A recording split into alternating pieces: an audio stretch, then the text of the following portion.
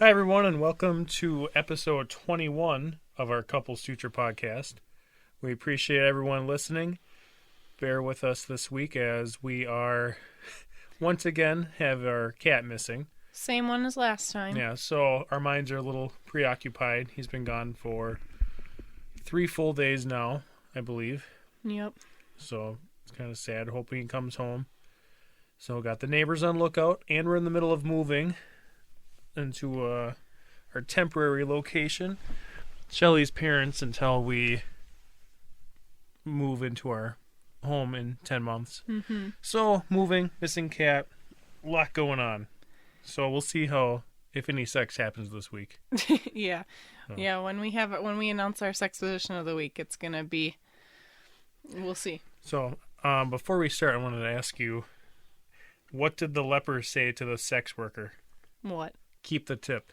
And then another one. I'm going to do a couple of them extra tonight. All right. What do a penis and a Rubik's Cube have in common? What? The more you play with it, the harder it gets. I like that one. That's my favorite. Yeah. My penis or? All right, and the sex position of the week was the Notebook. It lasted like 5 seconds. It works. You got to be in the right any sex position. You need to be in the right mindset, and I wasn't feeling strong. I mean, I'm holding you, but I guess you have to hold yourself up. On. Every once in a while, I'm in the mood like to just stand and do that, but it's difficult sometimes. Yeah. We weren't in the mood to. I think sex was fun that day. It was just not standing. It wasn't a standing sex kind of day. No, it wasn't. All right, and then we already went over how our week went and is going. And then the joke of the week was, how do you make a pool table laugh? You tickle its balls. I don't get it. That was great. I'm going to take a brief pause. We'll be right back. Okay, we're back. I'm trying not to have to edit this episode because we're recording the night before it gets posted, and I wanted to make sure that our voices sounded all right. So since you're not editing, I can say whatever I want, and it's going to get published or so don't fuck posted. I'm just kidding. So I can be like, hey, whoever wants to be on our show as our guest because our last guest flaked, write to us and just come on our show. It's fun. Yeah, we just got to figure out how to do it over the phone. Oh, no. Just come here. It's okay. Come to Wisconsin. Maybe they live in Wisconsin, or Yeah. they just want a trip up north. Yeah, we can meet you halfway. All right, advice of the week. It's from twodrifters.us, and it was saying, let me get to it, compatibility matters, but action matters most. So I'm just going to read what they said. It said, compatibility is a huge part of selecting your life partner, and while it's certainly important to pick someone you're compatible with, there's so much more to it than that. Happy relationships can be had between people who aren't necessarily compatible on paper, but who make a tremendous effort every day to understand one another, communicate clearly, and strive to meet each other's needs. Effort is the most vital principle of making a relationship work. Of course, there's something to be said for relationships that are going to be somewhat easier from the get-go, and compatibility can help facilitate that. Compatibility goes far beyond sharing similar interests or opinions. Sharing the same values is what points Sharing the same values is what points most of relationship compatibility because you're both approaching the relationship and life from very similar perspectives. This is going to make things go much smoother for you in many ways. Ultimately, compatibility is just a word. What matters most is choosing the right partner and being the right partner yourself. Being good partners and good people.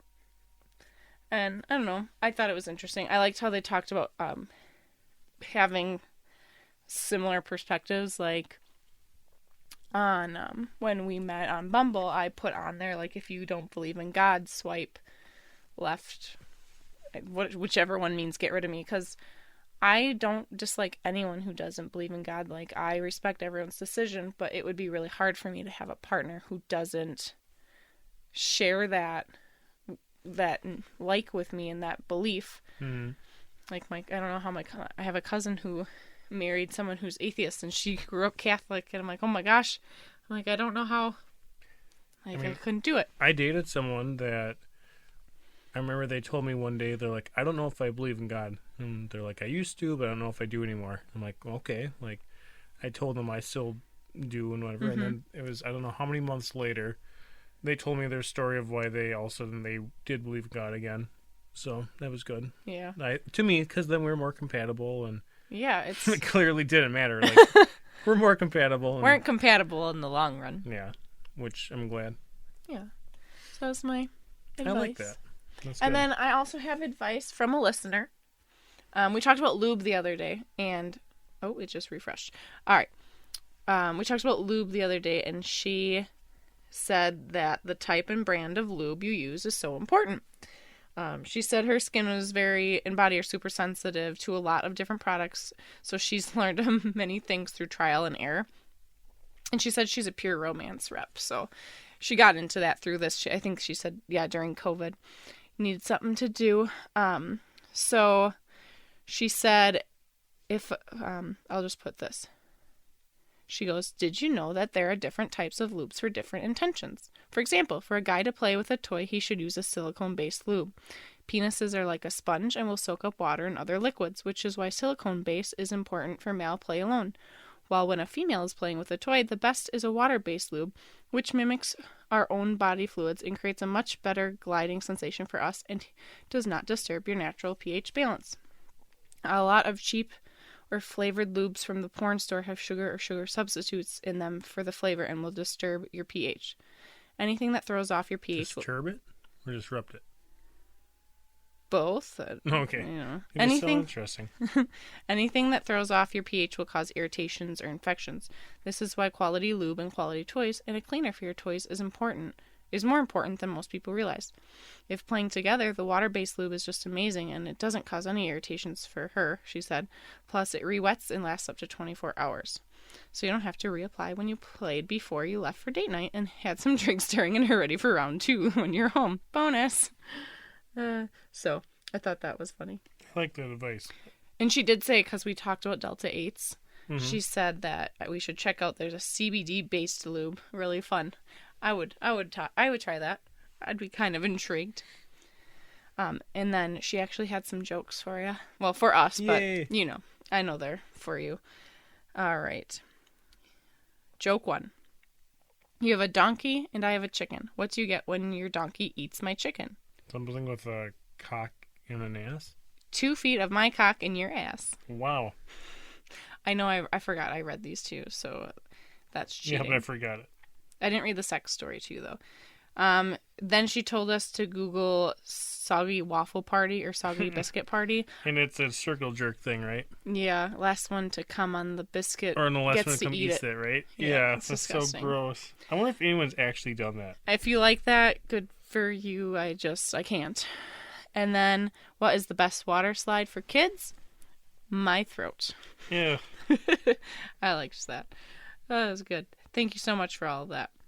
And lastly, is it okay if I just keep going? Yeah. Oh, we were supposed to do date idea before sex story. Should I keep going and we'll do date idea after sex story? I think if you keep going, that's the date idea. And keep going. All right, I'm going to do the sex story first, guys. Unless you don't want to hear me talk anymore. All right, this is a nice long one, but it's really good. I'm sorry if I start talking faster. No, just take your time. It's okay. All right. Then I'll understand it better. All right, let me first preface by stating we are in the lifestyle, or swingers. We have been for about 9 years. We don't do it all the time, just when the mood strikes us or we need something new and different. We both get bored easily even though we are We both get bored easily even though we are very much creatures of habit, which is how we got here. It's a warm fall Sunday afternoon. We have dinner plans with hubby's parents and their friends later, and we are all going to see the Book of Mormon in Milwaukee. We had already invited a couple over for lunch and playtime at our house when we made these dinner plans and thought we had enough time to make both happen. In hindsight, not the best plan. We make lunch, playtime ensues, all is going great. Hubby and lady friend are in the living room. Her hubby and I are in our bedroom on the other end of the house. And she says, we're keeping names out of it. So she says, let's call them Barney and Betty, and we are Fred and Wilma to make this easier. And just so everyone knows, Jeff has not heard this story yet. I saved it for him. Barney and I are having some great sex when Fred busts in frantically yelling, "Put your clothes on! My parents are going to be here any minute. Oh my God, this is not good." I was so confused. How long had we been fucking? It didn't seem that long. There's no way. It's already 7 p.m. Barney and Betty came over at noon. I look at my phone while trying to quickly dress, and there are probably... Did I say phone or noon? I don't know. You're reading so fast I lost Sorry, what you guys. were saying at all. I'm so sorry. Don't lose track. Listen. I look at my phone while trying to quickly dress, and there are probably 5 missed calls and 10 texts from my father-in-law. The last text being 20 minutes ago and saying, "We are leaving now and on our way to pick you up." They lived about 25 minutes away from us, which leaves us no time at all. This was not the original agreement. First of all, it's only 5 p.m. Second, we were driving ourselves. I guess that is not what we are doing now. No time to argue. We walk into the living room, and Fred starts trying to find something on the end table and then yells out, "Where is the condom?" And the dog is walking away looking guilty and swallowing something. Ooh. Yep, he just swallowed the used condom that my husband dropped when he answered the phone call from his dad. What the fuck do you do when your dog swallows a condom? I don't know the protocol for this situation. I call the emergency line for the vet, who laughs at me hysterically and says this is not the first time they have heard of this happening. Just make sure the dog passes the condom. It will be fine. Can you imagine?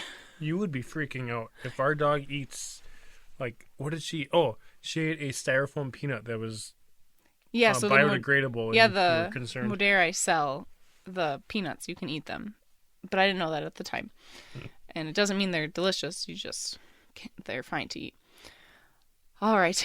Add this to the list of current chaos and anxiety. While we were speedily dressing, trying to clean up, the parental units pull in the driveway. Oh no, it is happening. They are here. We probably have clothes on backwards, sweaty, friends still here, dog needs a walk, smell of sex is all over the house. Kitchen is a disaster from lunch because sex was a priority over cleaning up, and we all have freshly fucked hair. Somehow, we have all mentally transported back to being a teenager, getting caught having a party by their parents right now, even though we are 40. His dad walks in. Keep in mind, he is a retired police officer. Anyone that has a family member that is or was a cop, you just know how hard it is to get anything past them, and we are terrible liars on top of this. Not to mention, Barney is a cop also, and cops have cop radar. They sense each other when in rooms together, I swear. Instantly, Phil is surveying the situation, asking questions, not getting any answers, but getting a lot of stop asking question looks. Questions being asked. Why is the kitchen a mess? Why didn't you walk the dog earlier? Why aren't you all ready? Who are your friends? How did you meet? What were you doing? You knew we were coming. Why haven't you answered any of my texts or calls? It's been hours. All right, so had we stuck to the original plan, we would not be in this situation. Not to mention we are adults, damn it. I've never felt this interrogated or anxious ever, not even as a horny teenager caught having sex for the first time. We do introductions, ignore the questions for now, do all the necessary things, say goodbye to Betty and Barney, and get in the truck with the parents and their friends. I'm sitting in the back seat between Phil and Fred. Phil is asking all the questions again. I'm answering some and distracting others. Fred is whispering in my ear simultaneously, "Did Barney fuck you good? Did you have fun? Did you come? Did he use handcuffs on you? I know you like cops." I am turning 17 shades of red, sweating and having an anxiety attack all at the same time with all of this going on. I honestly thought my brain was going to explode. A random moment of silence occurs. Phil blurts out, "What is that smell?" Everyone is now sniffing to smell the smell. "Sex!" Fred exclaims. "Sex! We were having wild sex before you fuckers interrupted us." I like that he just comes out. Mm-hmm. Comes out. Everyone cracks up laughing because they didn't believe us. They totally thought Fred was making a crazy joke. And the whole time, I am freaking out in my head about our dog, George Jetson, having swallowed a condom. He pooped it out the next day and all was fine. The smell comment finally broke the interrogation. And the last question was, "So obviously Barney is a cop. You don't have to tell me that, but why did you have to call the vet?" And then they said, "Hope you have a great week, Wilma and Fred." And I like that. Yeah. Just one moment. Just kidding. Sorry, I had to pause for a second. I thought there was a knock on our door. It was the cat trying to get in. All right, how'd you like the story? I liked it. There was a lot going on. There was. Oh my gosh. I would have been in the same, I would have been freaking out, panicking. Just like when my dad walked in that one time. I was thinking about that. We shared that already, I know. Mm-hmm. But Well, it kind of reminds me of when my brother and his wife stayed with us like 2 years ago, and I mean, you had moved in a couple months ago, but we were still doing it a little bit more often because I don't know, we were pretty fresh, and the mood, like I don't know, it struck us, and we had like 20 minutes where they were going to the store. Oh yeah, they ran to the store, and we're like, go, and go, make sure we get this and done. then they get back. I thought of that too. That's funny. That was fun. I like that they're like 40 and getting interrogated. Like, what's going on? Like, why do you have to ask all these questions? Like, start interrogating them. Why the hell are you this early? I do like that they just went, he's like, sex.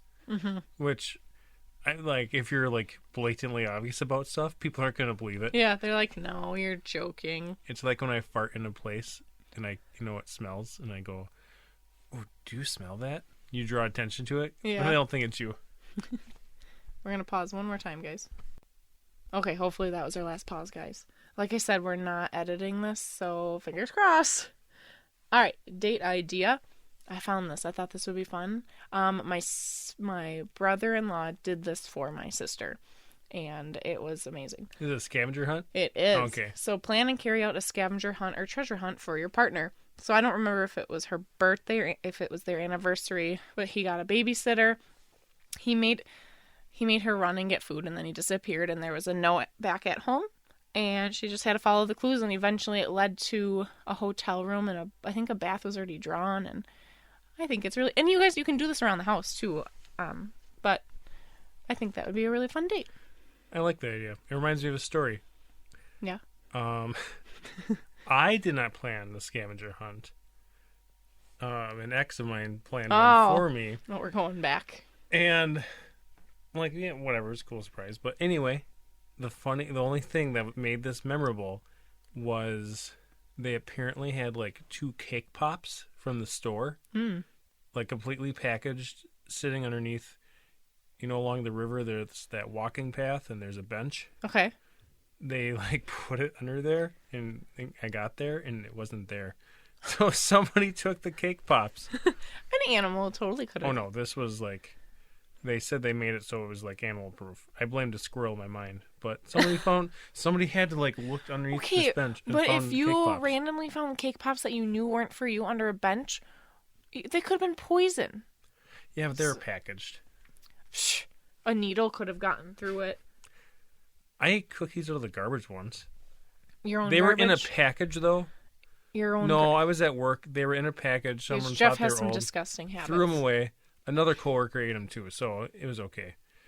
And we disgusting. bonded over it because other people judged us hardcore. They were in a package, so they weren't gross. But if you eat out of the garbage, people still like judge you. Yeah, I'm judging you, even though. Maybe that's why I have a good immune system. Yeah, sorry, you guys probably hear me sniffing half this time. I've been struggling. Yeah, but I like that date idea. Thanks. It's one of those things that you mentioned. Hint. I know, I'm saying like... Don't mention the other date, because we could use that for next week. The one you mentioned once every like couple weeks, and then just so everyone knows, it's an outdoor date, and you'll say it, and then I'll be like, "Oh, this would be a great idea. Oh, it's snowing. Oh, it's raining." Yeah. Anytime I want to do it, anytime you bring it up, it's kind of like on my mind, and then I'm like, yeah, "I'm it's so doing weird it now because I want it to be a surprise." That's funny because that we need to not be synchronized on that.